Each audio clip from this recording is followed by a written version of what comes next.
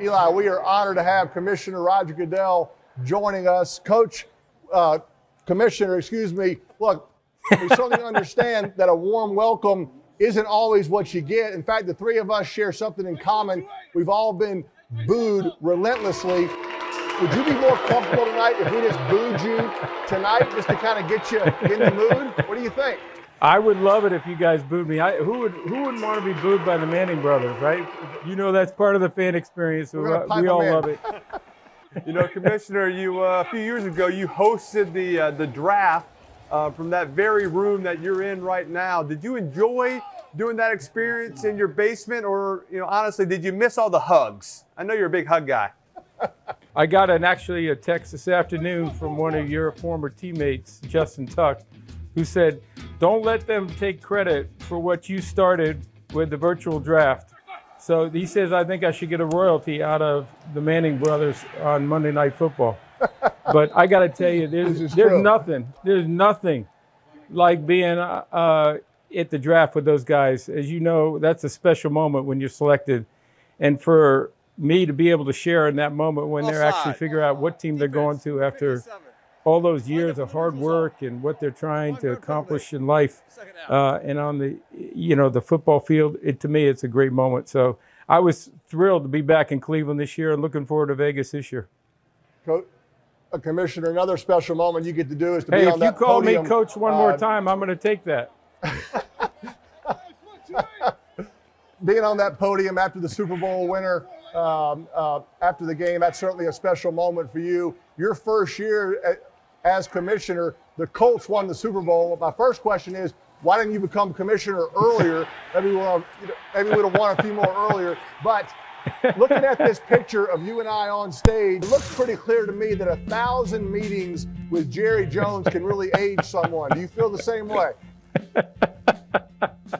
Hey, I've taken a lot of hits in life, and those are 1,000 of them. But yeah, it definitely looks like I've aged. Seeing you and Tony Dungy up there brings back a lot of great memories. I mean, to have that be my first Super Bowl as commissioner, to hand the trophy off to Jimmy Irsay and the two of you, and Tony Dungy as the first black head coach, that was a thrill of a lifetime. So thank you for that special memory, Peyton.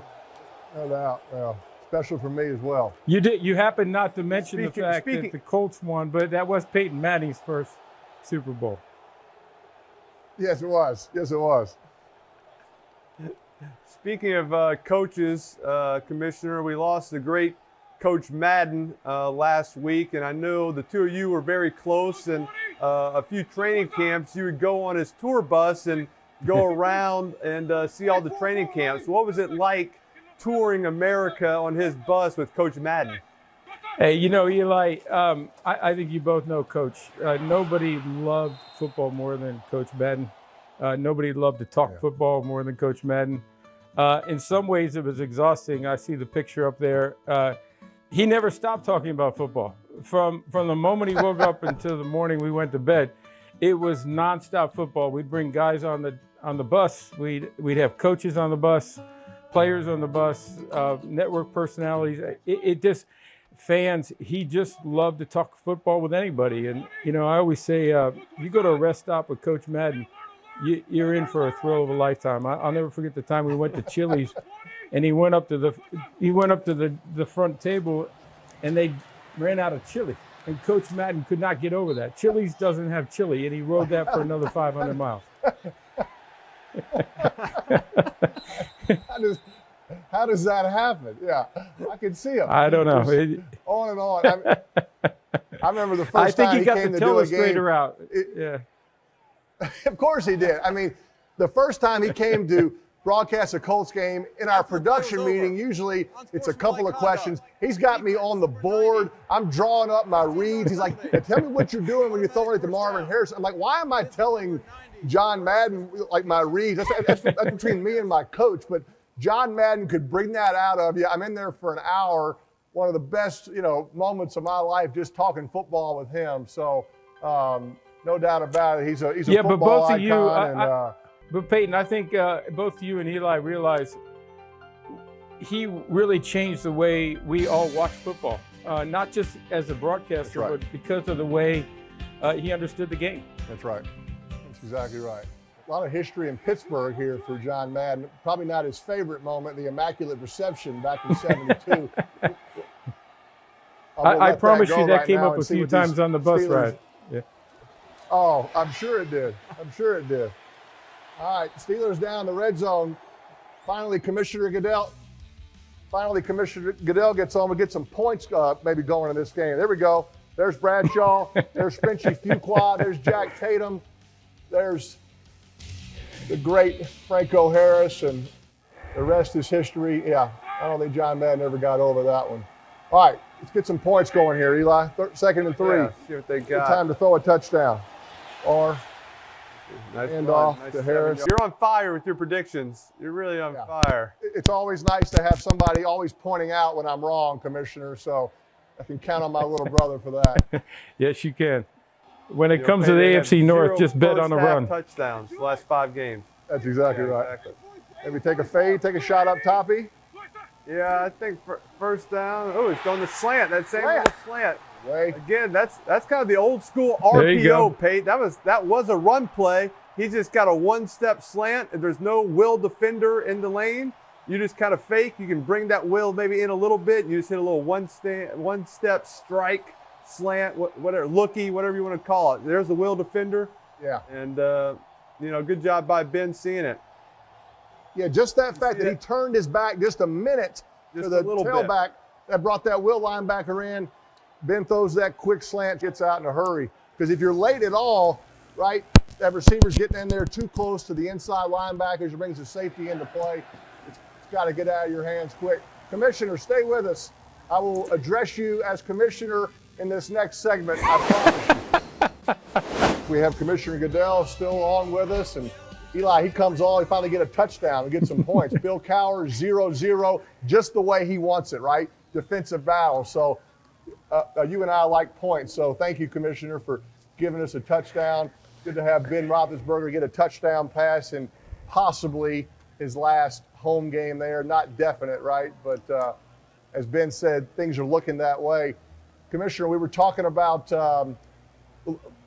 youth football. Certainly, Eli and I played a lot of youth football as kids with our brother Cooper. You also played youth football in the backyard with your brothers. The difference, though, in our family seems to be that your family believed there was a dress code for backyard football. And the question is, was that dress code strictly enforced, or were there penalties if someone wore a T-shirt? I don't remember Cooper and Eli and I ever wearing long pants and like shirts and ties in backyard football. So I want to hear about those games back in the day.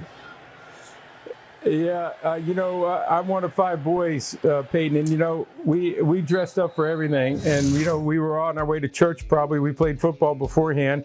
There's a good shot of it, but you let me see the Manning brothers try to tackle that Great Dane was 130 pounds. So you learn how to do that. Then you'll learn how to play youth football. But the Manning family, every shot I've ever seen of you guys.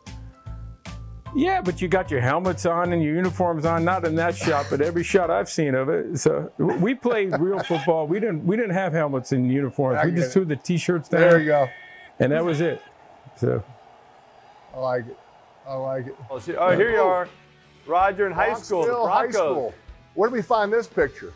Yeah, I love this one. I don't know, but wouldn't you guys like to throw to that guy, huh? The old, what do you call that thing? That's rough. Covered That's the rough. nose. That's old school. That is old That school. was the old bullhorn. Don't you remember that bullhorn? Yes, That's what they call it. Yeah. Hey, if you had worn that bullhorn, Tight end? you would have been a lot safer. Yeah, I was What tight end that position were year. you, Coach? Safety. Coach, Commissioner. You got me calling him Coach now. You Peyton. I was tight end on offense, and I played safety on D. I love it. Were you ever fined any illegal Yeah, hits? those- All legal? I played the game by the rules, Eli. You know that. Oh, baby. Good answer. You've been a commissioner for 15 years now. there have been a lot of changes, right, over that course. The biggest is the 17th game. Next week, there'll be that 17th game, with all divisional games. Was part of the thinking adding that extra game is that all of Peyton's records will be broken that much sooner? Hey, Eli, that was easy to do. That didn't take another week. But, the reality is that I really believe that what's made the league successful over the years is continuing to move towards quality and making everything we do better. And, I've told you guys before, I'm not a big fan of preseason. And to move a preseason game into a regular season game and give us a chance to bring the fans a higher quality game, to me, that was really important. Commissioner, you were talking about next week. We got some exciting games next week, playoff spots on the line. I mean, back in the day, nobody really played in that last week. I mean, the Giants did against the Patriots during their Super Bowl run, but now week 17, I mean, it's exciting, right? Chargers, Raiders to decide a big playoff spot. Yeah. To me, that's a big deal. Going back to Coach Madden, it's one of the things he always used to say to me. We think we address that by having the divisional games at the end of the season, because when you're playing a divisional opponent, no matter whether you're playing for a playoff spot or not, you want to win, and you come and you play. And so I think changing that towards the end of the season, we have a lot more divisional games. The last weekend is all divisional games. It's made a difference for us in competing. And you were right, Eli, I remember the year you won the Super Bowl and you played the Patriots at the end of the season. You guys came out and played and you had nothing to play for, but I think that actually vaulted you onto the Super Bowl. And on the other side, Peyton, you guys, the Colts, you were famous because you were out so far in front. You would sit for the last couple of weeks and you'd rest a lot of players. Right. We want to see guys play. We want to see teams compete. And I actually think momentum has a lot to do with it. So when I look at where we are this week, I see the momentum. I see teams wanting to play to win, and that's really what we're all about. So I'd love to hear your thoughts on it. No, I agree. I mean, it makes it so much more exciting, and it's actually easier for the players. Hey, let's go. Let's just play them all. Let's keep it going. Obviously, when you're sitting out, do you lose your rhythm? Do you avoid injuries? But you also kind of lose your flow. So it's just much cleaner when you get to keep playing. Eli, you told me that John Madden called Coach Coughlin after that game and said that was one of the best things that he had seen. Yeah, exactly. It was the last game of the season. We had already clinched a spot in the playoffs. The Patriots had obviously already clinched. They were just going for the undefeated season. But after, Coach Coughlin came in and said, hey, we're playing this game. We're playing to win. And he said that early in the week, and we all played, and we played the Patriots tough. They ended up winning, but we lost. But it did give us a little confidence offensively going into the playoffs. And that next day, Coach Coughlin had a message from Coach Madden telling them, that was awesome. That the point of these football games, regular seasons, you play to win. That, you go out there and you do the right thing. And eventually, Coach Coughlin played that voice message to the whole team, to the coaches, the whole organization, and is saying, hey, that's the part. You do the right things. You go, you play the games, you play to win. And, so that was one of my greatest, moments kind of with Coach Madden is just, knowing that voice message. And that, we went out there and made him happy, and that made me happy just because he was such an icon. Eli, that had to have helped, right. When you did play the Patriots in the Super Bowl, didn't it? I mean, to know that you played them hard as you did on the Week 16. No doubt. We played them. They were. We were 12-point underdogs or whatever. But we knew we hung with them. We were kind of a possession away from beating them, and that we could hang with them. And we scored a bunch of points on them. So it definitely gave us a lot of confidence going into that Super Bowl. So I think it was a great decision by Coach Coughlin, saying, "Hey, we're playing this game. If we want to win a championship, this is a team we're probably going to have to play. So let's go get a little test try on them." But Eli, I feel like y'all let them win because y'all wanted them to be undefeated and ruin their season in the Super Bowl, right? So that was well orchestrated. I mean, that was impressive. Yeah, Coach Coughlin said, "Hey, throw a pick late in the fourth quarter and give them the ball back just so they can go win." So that was all planned. Commissioner, it's so special for me to watch Peyton get inducted into the Hall of Fame last year. But as you notice right there, he's wearing a pocket square. Is that normal? I've never seen another person go into the Hall of Fame with a pocket square in the jacket. How did that happen? You got me, Eli. You put that it's in funny. No, I did not put that in there. On Friday night when we give the jackets to the Hall of Famers, I think we probably gave out 15 that night.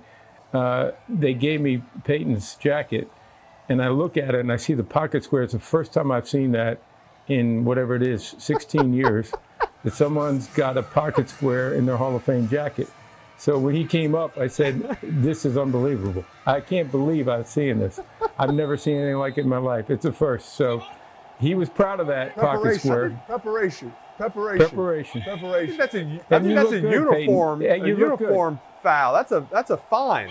You can't do that. It's like illegal socks. You can't have a pocket square in the jacket. It's a good point, but this was a Hall of Fame event, Eli, so I don't have any authority on that one.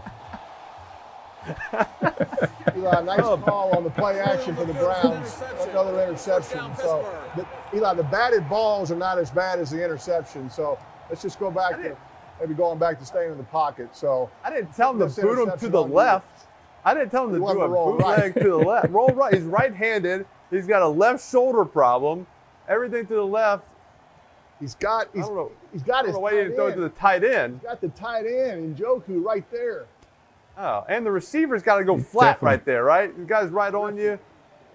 He's drifting up and then makes the ball underthrown. If he's flat, but not a great decision. You know, definitely had the tight end right there. Always thought on those bootlegs, Eli, that the guy in the flat was the first read, the tight end on the drag was the second read, and that deep out route was kind of the last read, right? It's not really one that you throw all that much. Ben likes to go deep right after these turnovers. Let's see if they take a shot right here. What's he doing when he's pointing, Pate? What's the double point that he does a lot of times in the shotgun? Oh, there you go. Eli, the double point, I'm glad you asked because obviously you weren't aware of this as you were playing. When you point a single point, okay, that means that one linebacker comes, he's hot. When you point two, that means if both of those linebackers come, now it's hot. It's called a dual point, hence the two hands, right? So it's, obviously Miami, Ohio, Tennessee, Ben and I can handle the dual point, Ole Miss, the single point is probably safer for you. Hot off one, make it simple. Commissioner, we have Snoop Dogg joining us in the third quarter, and he's also one of the performers in Super Bowl halftime this year. And the question on my mind and everybody's mind is, what is your favorite Snoop Dogg song? Listen, we're excited about having our halftime show with Snoop in there, and we got some great performers. I don't think I could tell you a single title without violating your rules on using language on air. So I think I'm going to have to pass on that one. I'm interested to have Snoop talk about the halftime show. I think I remember Marshawn, so I'm going to watch myself. Hey, between Eli and Marshawn, believe me, it's wide open on this show. I can promise you. I think Marshawn had a little gin and juice that night before he came on the show. No, Hennessy. It was Hennessy. Yeah, that's a good one, Eli. It was Hennessy. I was trying to do a Snoop song. Obviously, you didn't know that Snoop sang that song. I got that, Eli. Hey, the birthday boy knows what he's talking about. Thank you, Roger. Thank you, Roger. I appreciate that. I'm with There's you, a Eli. pump fake, Pate. Here's the old. That's old school Ben right there. There's the pump Ben fake right there. Scramble, first down. Pump right. Take a look at the pass rusher too. He takes a look at him. Watch this. Right here. Pumps. Then he looks at Garrett. Turn. Find Garrett. He looks behind him. He knows he's free. Look at there. There's Garrett. I'm good. I love it. And a lot of his, I think it's different with Ben. It's not a pump fake. Not like I think he wants to throw it, and he's strong enough that he pulls it back. It's like, Tiger at a swing, and then someone makes a noise and he stops the swing. He's strong enough where he pulls the ball back and then it reacts. So it's not like, hey, I'm going to pump this and go left. It is a reaction thing. You can see right here, he's looking to his right there. This is not a pump to try to eventually throw left. He's ready to throw right there, and he's still looking, wants to throw it, and now it's this reaction, hey, where can I find someone else open? But when you do that long pump, you get everybody to move. I mean, the safeties, linebackers, even if you're in man-to-man, you see someone throwing that hard, you're going to leave your guy. So it's a way to get guys open. Yeah, most of the time, like when those guys pump, a lot of quarterbacks, that ball falls out of their hands, right? It's the kind of the incompletion. Yeah. I mean, Ben, literally almost lets it go. And you're right. Only he can pull it back. Right coverage right there. 3rd and 7 here. Commissioner, what do you like here? I'm 0 for 5 on predictions so far, so I'm going to keep my mouth shut. As commissioners, we root for a close game, so I'm looking for Cleveland to make a stand here. We like that 7-0 at halftime. Maybe Cleveland coming back for a score. That would be good. So I got it. All right. I'm going with a little seam right here to Fryermuth, Eli, in the slot on the right. Okay. Little cover 2 seam. Yeah, they're playing a little cover 2. Oh, there's the pump. That was a real pump. Oh, that was nice. a real pump.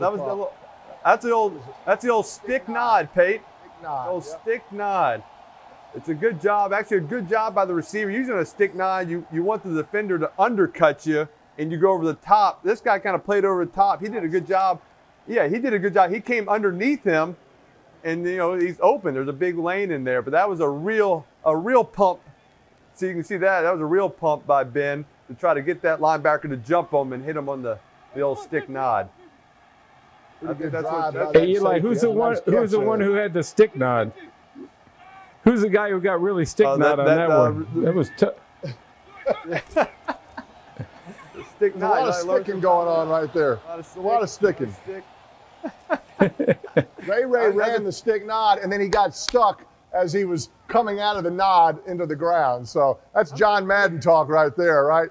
There it is. Yeah, that's exactly right. As a tight end, you probably had to run the stick nod. It's like a classic tight end, but now we got receivers doing it. You want to get a receiver on a linebacker right there. Team's playing so much zone coverage. All right, I'm going back to Fryermuth. Just like you quarterbacks. Still my prediction here.